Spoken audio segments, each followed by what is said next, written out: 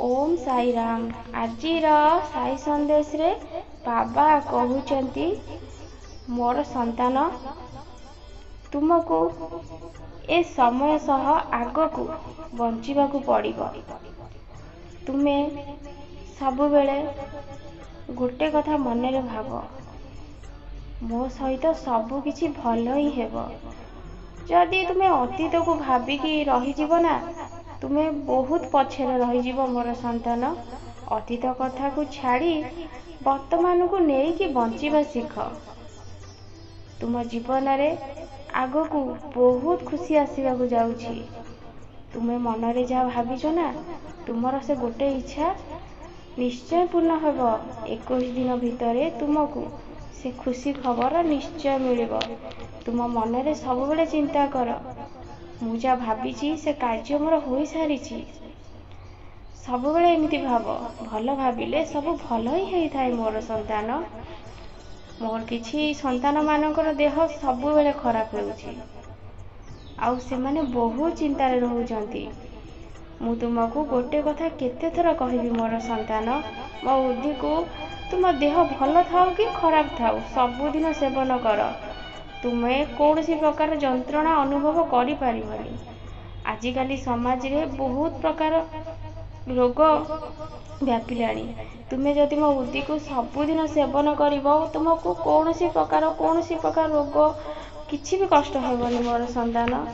स्वास्थ्य ही संपद। तुमे जदि निजर देहर जत्न नबनी, तुमर बाबार कथा सुनिबनी, ताहाले तुम जीवन में तुमे कौन करि परिबो। जदि स्वास्थ्य खराब हो जाए, तुमे गोटे बिछना रे पड़िकी ही रहिबो। जीवन में सुख दुख लागिक रही थाए, किंतु जदि स्वास्थ्य खराब हो जाए, से बिछना रे ही जीवन कटि जीव मोर संतान। सेठी सुख और सेठी दुख सब समान हो जीव। सेथि लागी आगे निज स्वास्थ्य कथा चिंता कर, ताहापरे तुमे जहा भाबिया कथा भाबिबो। निजे बंचिकी रहिले तो अन्य को बंचेइबो। निजे जदि न खाई पी कि निज देह को खराब करिवो, तो तुमे काहा को सहाय्य करि पारिबो मोर संतान। तुम निज दुखर कारण तुमे निजे ही हेई जीवो मोर संतान। एबे बहुत गरम पड़िछि, तुमे पानी भी ठीक समय रे पिउन, जोथि पाई कि तुमे बहुत कष्ट अनुभव करूछ, आउ तुमे बहुत जंत्रणा भी अनुभव करूछ। तुमर चालिबाकू भी बल पाउनी। तुमे पानी न पी कि एई सबु घटना तुम संगे घटुछि। तुमे पानी गोटे दिन रे 12 ग्लास पीवा को चेष्टा कर मोर संतान। देखिबो तुम देह पूरा ठीक हो जीवो। तुम देह रे जलीय अंश बहुत कम अछि, सेथि लागी तुमे बहुत कष्ट पाउछ। तुमर बल पाउनी चलिबाकू। मो कथा ऊपर ध्यान दियो।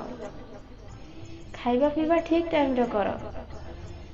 मनीष जीवन रे आज दुख अछि, काली सुख तो निश्चय आसीबो। देह खराब सब नहीं कि सब बेले बहुत चिंता रे रहउछ, किंतु निज देह पाई किछि भी करूनो। मो कथा ऊपर ध्यान दियो। तुमे तुमर देहर जत्न नियो। मु तुमको कथा देउछि, मो बुद्धि को सेवन कर, तुमे पूरा सुस्थ हो जीवो। ओम साई राम, जय साई राम। बहुत खुशी रे रहबो मोर संतान। मु सबु बेले मो संतान मानक संगे रे ही अछि। ओम साई राम।